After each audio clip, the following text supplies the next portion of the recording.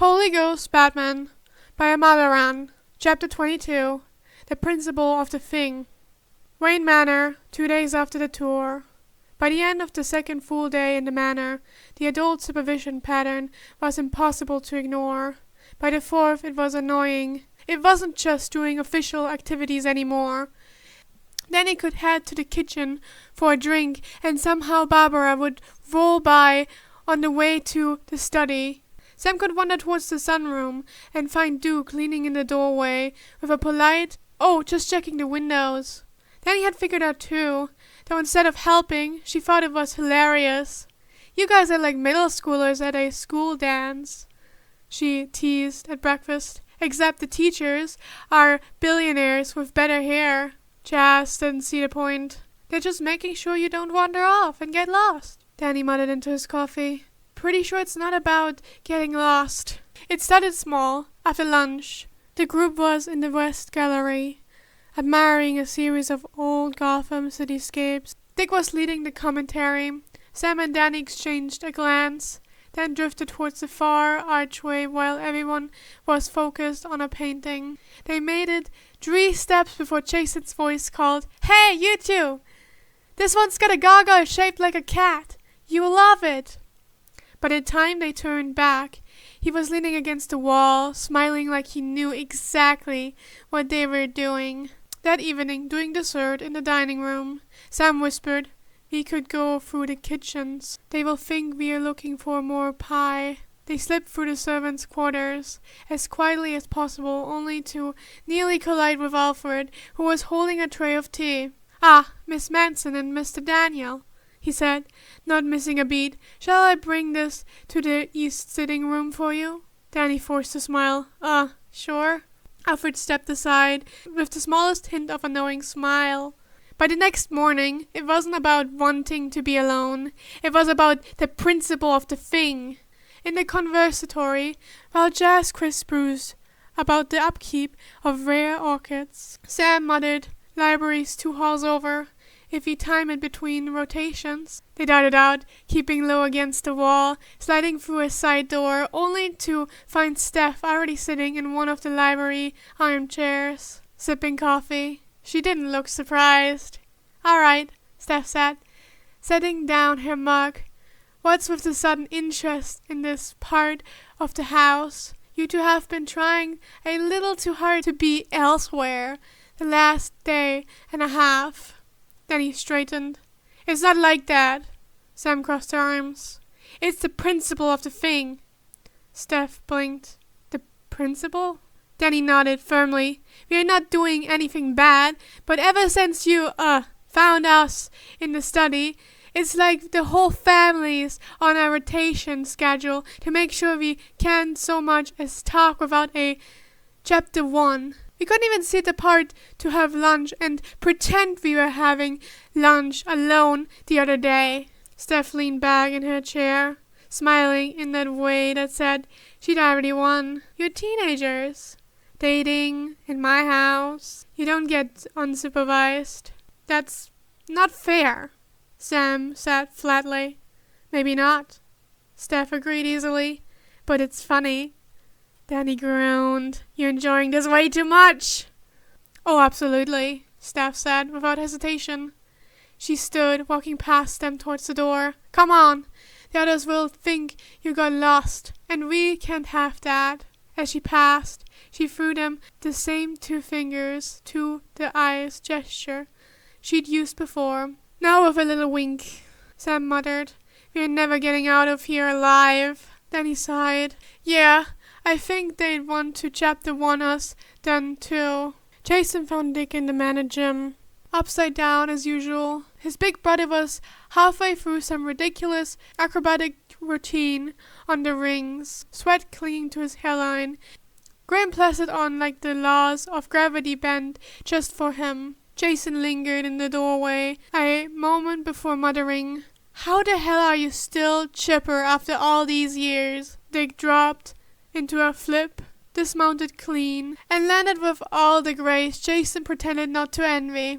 "Good diet, lots of cardio, and an iron will to annoy you, little wing." Jason rolled his eyes.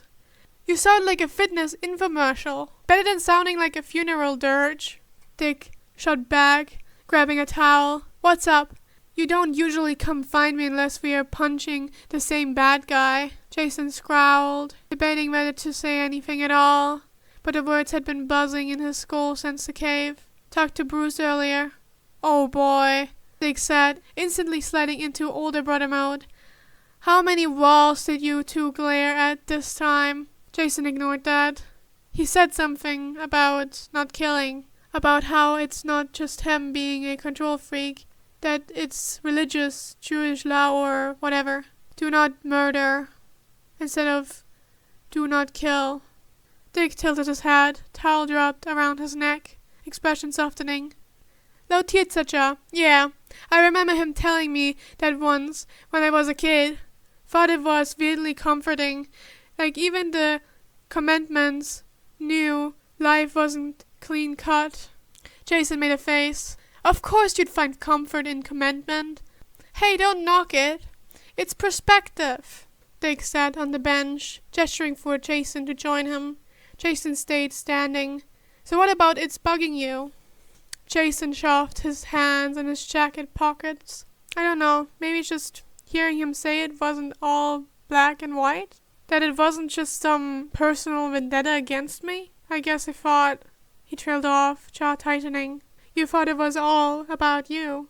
Dick finished, gently. Jason bristled. Don't start with the psychoanalysis, Grayson. Dick held up his hands in surrender. Smile crooked. I'm not. Just saying. Bruce is terrible at explaining himself. Always has been. But you know what? The fact that he even tried with you? That means something. Jason snorted. You would say that. You still think he hangs the moon. Dick laughed, shaking his head. No, I just know him. He's not good at words. He's good at showing up. And maybe fumbling through saying things to you. 'Cause he doesn't want to lose you again. Jason was quiet for a long moment, staring at the floor. He said I made him better. Us. That we made him better. See? Dick nudged. That's huge. He doesn't say stuff like that lightly. Jason grimaced. It's so annoying when you make sense. Part of my charm, Jason finally said, shoulders tense, elbows on his knees. You really think he doesn't judge me for what I did? What I still do sometimes? Dick exhaled slowly. I think he hurts for you. And maybe he wishes you'd make different choices. But judge you? No. If anything, he judges himself harder than anyone else. Jason muttered, Yeah, well, he deserves it. Dick gave him a look. Not sharp, not commending, not condoning. Just tired and fond. Maybe. But so do you. You deserve a little less weight on your back. You're carrying enough already. Jason groaned and stood, waving him off. You're unbearable when you get wise. I'm outta here. Dick grinned, leaning back on the bench. Anytime, little wing. Door's always open when you wanna hash it out. Jason flipped him the bird on his way out, but his steps were just a little lighter than when he'd come in. Batcave, later that night. The cave was darker than usual. Tim had dimmed the overheads to a muted blue, and more importantly, had taken Barbara off the system. Not just the cameras, everything. It wasn't that he didn't trust her. He trusted her more than anyone. But some conversations didn't belong in a shared archive. Even if the only other person with access was family. Jason was leaning on one of the support stunts. Helmet off, eyes following the arc of the massive dinosaur statue like it might move if he blinked. Steph stood with her arms folded near the central console, watching the Bat computer's final processing bar crawl towards completion. The faint hum of servers filled the silence. When the test result pinged, Tim didn't move right away. His fingers rested lightly on the keyboard, as if pressing the key to open the file might make the truth permanent. You gonna read it? Jason asked. Or stare at it until it self-destructs. Steph's voice was quieter. Tim. He exhaled slowly and tapped the key. The genetic profile unfolded across the main screen in neat clinical gaps, match percentages, chromosome marker, color-coded relationship trees. 2 names were already in reference space: Daniel James Fenton and Danielle Fenton. The bad computer didn't lie. Primary match: Daniel James Fenton, 99.99997% probability of parentage with Timothy Jackson Drake and Stephanie Brown. Secondary match: Daniel Fenton, 99.99992% probability of parentage with Timothy Jackson Drake and Stephanie Brown. Steph's brow furrowed. That's not right. Jason straightened from the support beam. Wait, you're telling me it's not a paternity match? Tim said, his voice tight. It's like a sibling match. Danny isn't just related to Danny. She's ours. The system reads her the same way it reads him. Steph shook her head. That's impossible. She's almost his age. No, a few years younger. There's no way she's not a younger twin. Jason cut in, scanning the profile. Not technically. Not if she's a clone. The word hit the ear like a dropped weapon. Steph's mouth opened, closed again. What? Jason jabbed a finger towards the double-matched readouts. 2 different individuals, both reading as your biological kid, both with acceptable genetic drifts, but an almost identical active metagene? That's cloning. And not the sloppy kind. You'd need access to the original source to get a match this clean. Steph took a step back from the console. You mean someone made her? From Danny? Tim's jaw tightened. Without his consent. They let the implication sit there, cold and ugly. Tim finally moved, pulling up the raw data the bad computer kept in reserve for forensic work. The sequence variance between Danny and Danny is microscopic, minor enough to suggest a targeted edit, probably for age, possibly for stability. That's why she's physically younger. They cut the clock back. Gender was probably an error. Steph's stomach twisted. And neither of them could explain it properly because, what, they don't have the vocabulary for it? Or they've been told some other version of the story so many times they believe it? Or they were told nothing? Jason said darkly. You drop a kid into someone's life and hope they just accept it. Eventually, they stop asking questions. Steph rubbed her hands over her face, her voice muffled. God, and we kept pressing them about what happened. No wonder they couldn't give us a straight answer. They didn't have one that made sense. Tim leaned back in the chair, staring up at the massive cave ceiling. I was already angry when I thought Danny was a runaway meta or illegitimate child of a soul Danny had taken in. This is somehow worse. This is someone taking his DNA, our DNA, and malfunctioning a person. Steph snorted. That is how sex works, Tim. The idea he was assaulted for his DNA is still way worse. Tim faltered. I didn't mean it was worse than that, but they might not be mutually exclusive either. Jason's expression was grim, but there was something else there too. You're thinking about Damien. Tim didn't deny it. Yeah, same violation, different method. Jason crossed his arms. And Connor. Tim's voice went flat. Exactly. Another clone born out of ego and obsession, instead of any actual care for the person they came from. Steph was pacing now, the edges of her sneakers scuffing against the stone floor. Vlad Masters, she said finally, like the name itself was a curse. Jason gave a humorless grin. You sound sure. Steph stopped, turning towards him. Everything Danny said about him, about this guy's obsession with his mom, about him wanting control over their family, it fits. He's not just some creepy hanger-on.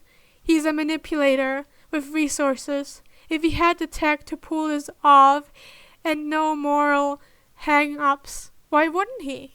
Tim's eyes narrowed, and he wouldn't care about the fallout, the human cost. He'd just see Danny as property. An extension of whatever he thinks Danny owes him. Jason's fingers drummed once on the strut. So what's the move? We sit on this? Or we tell the kid? Steph hesitated. We can't dump this on them cold. Not yet. They are still figuring out how to be a family without another trauma layered on top. And if Vlad's still out there, then telling them makes them a target. Tim finished. Jason raised an eyebrow. You think they're not already? You said they implied they've been kidnapped before.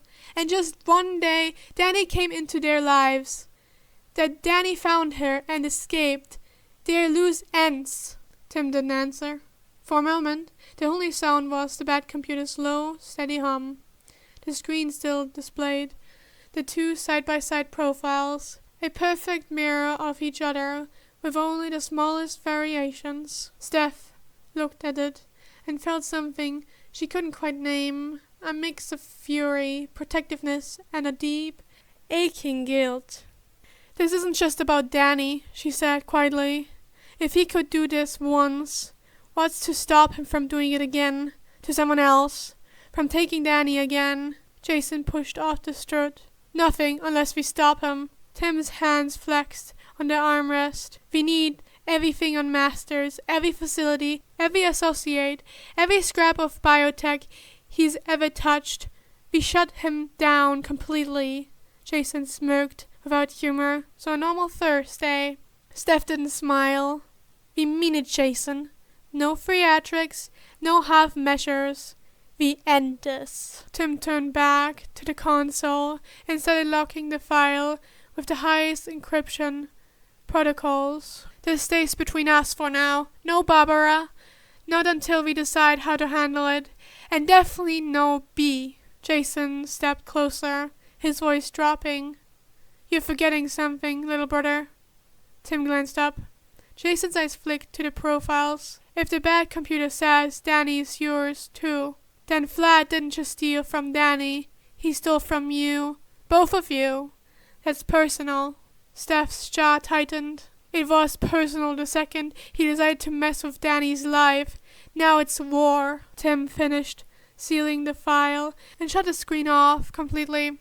The cave plunged into the dim ambient glow of the equipment tracks. Then we prepare, Tim said, quietly.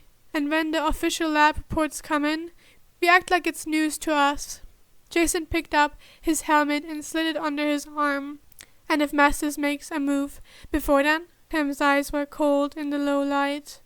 Then we won't need a lab report to take him apart. Steph didn't say anything, but in her mind she could already see Danny's grin, Danny's uncertain smile, the easy way they looked at each other, without knowing just how much had been stolen from them. She swore right then that they'd never have to find out the hard way. Not if she could help it. A few hours later, the Batcave was quieter now. Most of the lights were dimmed, and the main workstation was in standby mode. Steph had gone upstairs hours ago, but Jason had stayed. Tim had expected him to leave too, to go on his own patrol or disappear into the city for one of his off-the-books projects.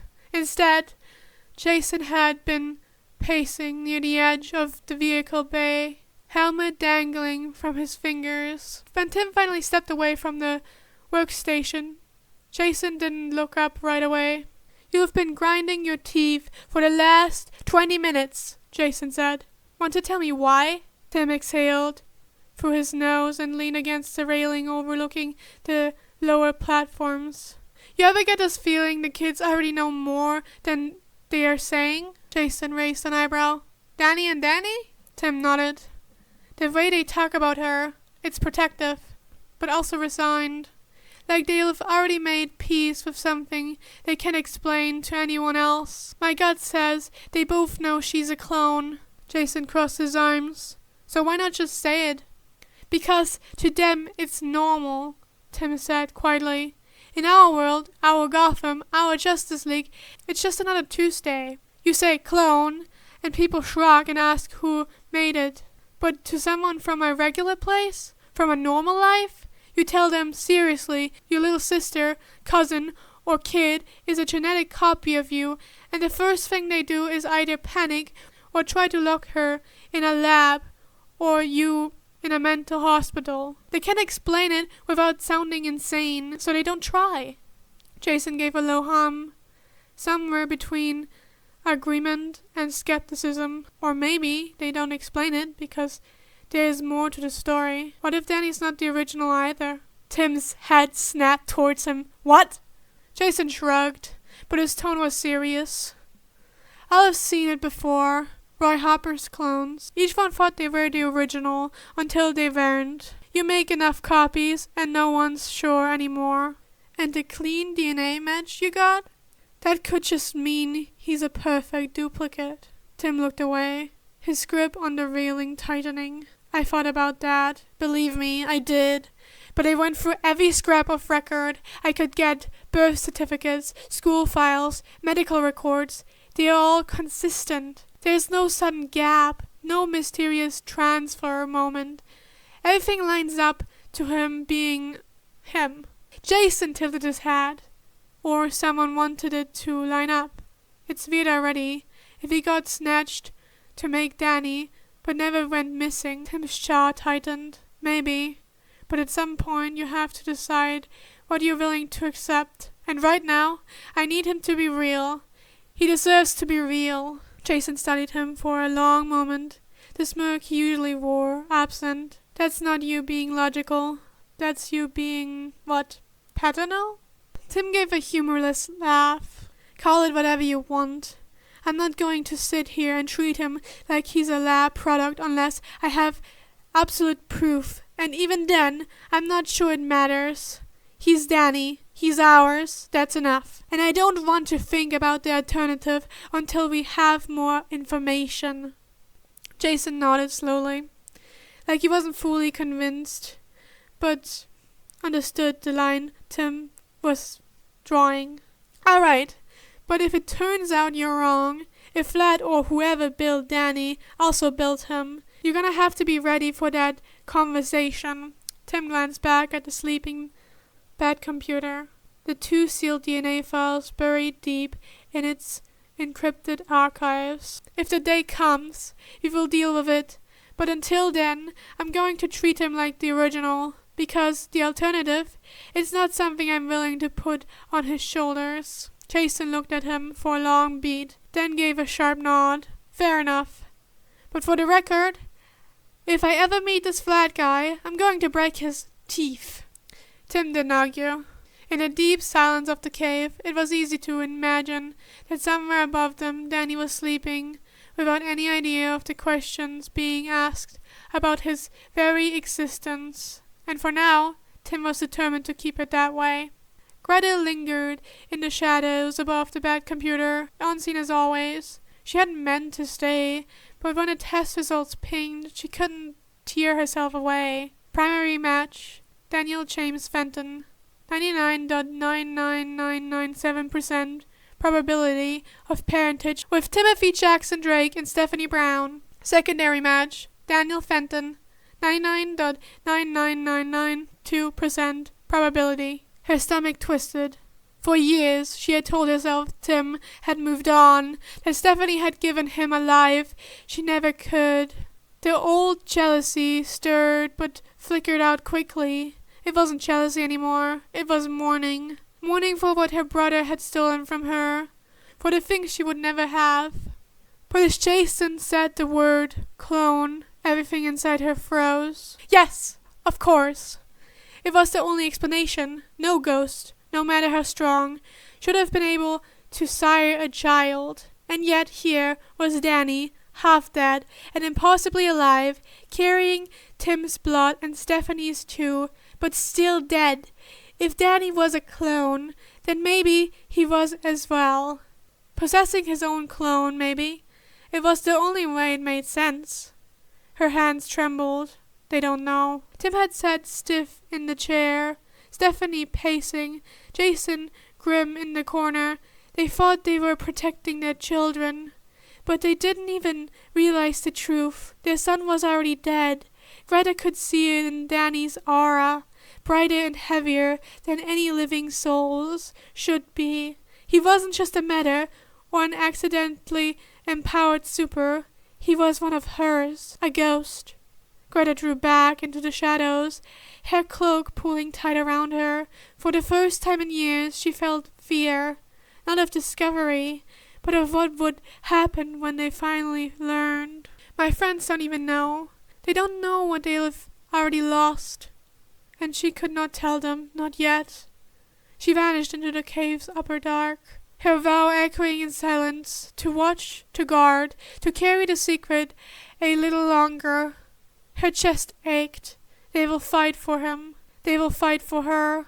But what happens when they realize they have already lost him once? And then came the echo of his words, gentle and impossible. I can help you move on. I can free you.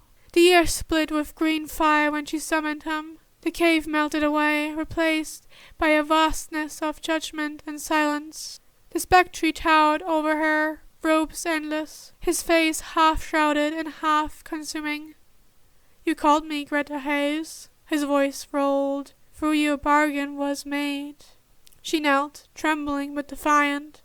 I met someone, another ghost. He offered me release, true release. But the spectre's gaze flickered, cold emerald burning brighter. I know of whom you speak.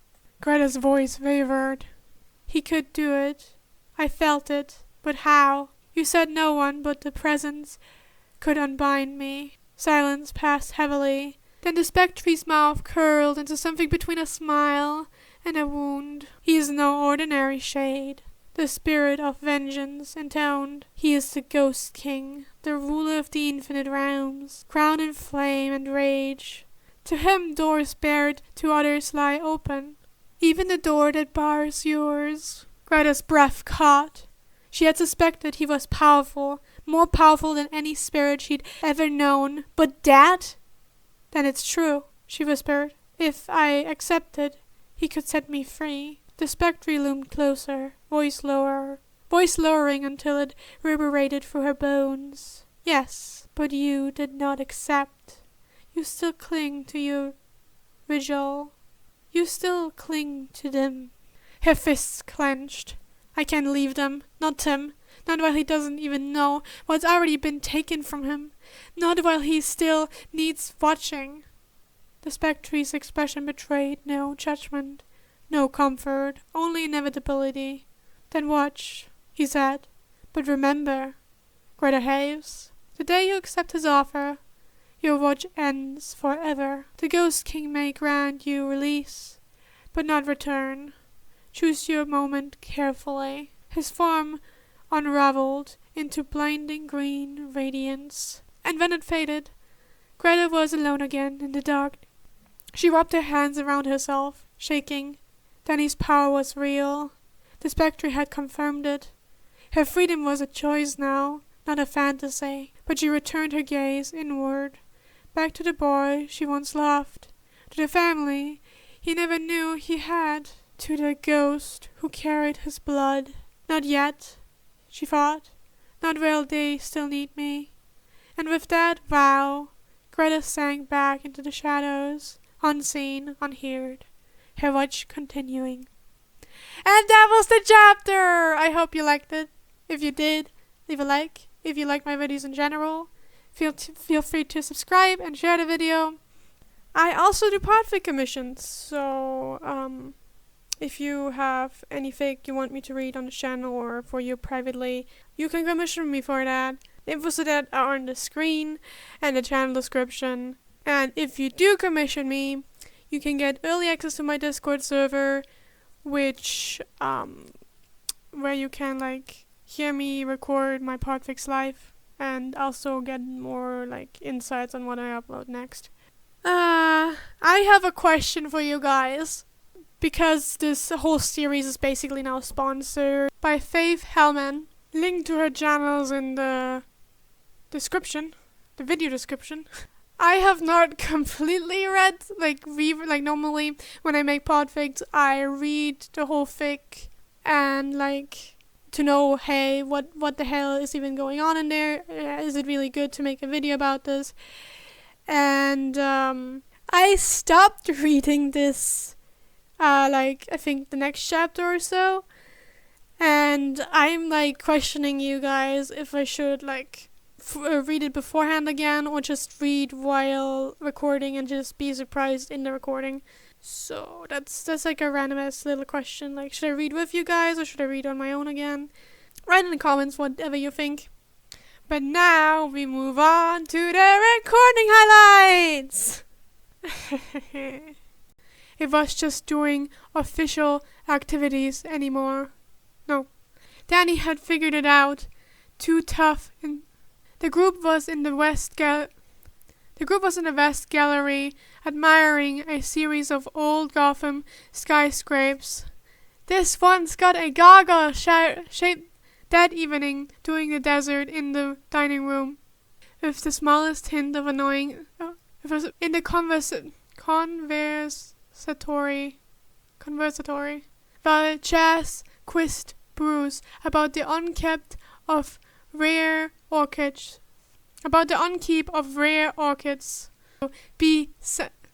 Sam muttered, "Yeah, I think they'd want."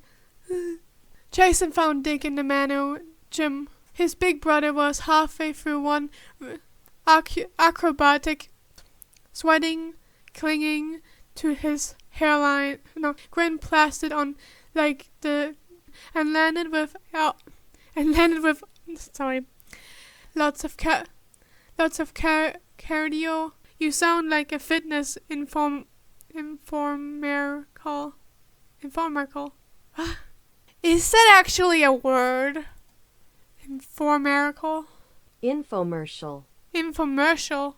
Better than sounding like a deterrent. Okay. Better than sounding like a funeral deterrent. No. Is it deterrent? Probably not. Dirge. Oh, god damn it! Low-tiered Sacha. Hey, don't... So what about it? I don't... Sorry.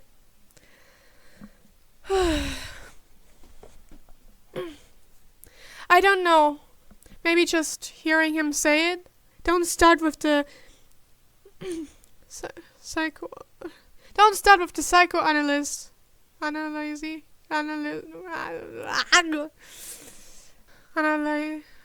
Is it? I don't know. Psychoanalysis. So it is something along those lines. Okay. Don't start with the psychoanalysis. Don't start. You still think even if the only other person with access was his Jason was... Tim. 99.99999 fuck. With Timothy Jackson. It's not a paternity, but to get a clean... You'd need access to the original source. Tim finally moved, pulling up the raw data. Pulling up is microscopic, and neither of them could explain it properly. What they don't have the God, and we kept I was already angry when I thought Danny was a runaway meta or legitimate child of assault. Illegitimate. Wait, huh? And malfunctioning.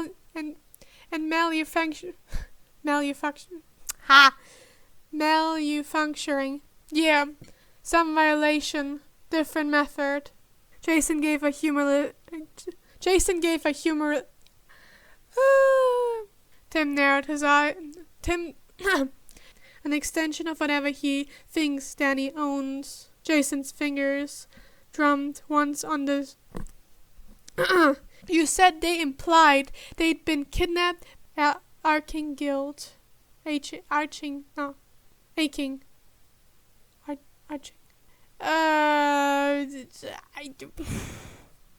I'm gonna say arching guild. Every access associate. So a normal Tuesday. No. Into the dim Arabian. Then we won't need a lab report to make him apart. Then we won't. Steph didn't. For one of you've been or try to lock her up. They can't explain it. And Tim till this paternal what with Timothy check with for the things she would have never have processing his and then came the echo of his voice. Greta's voice vibrated. Then the spectre mouth circled and to him doors bared, to others lie. To him doors bared, but okay, I got this. Have a nice rest of your time and see you next time.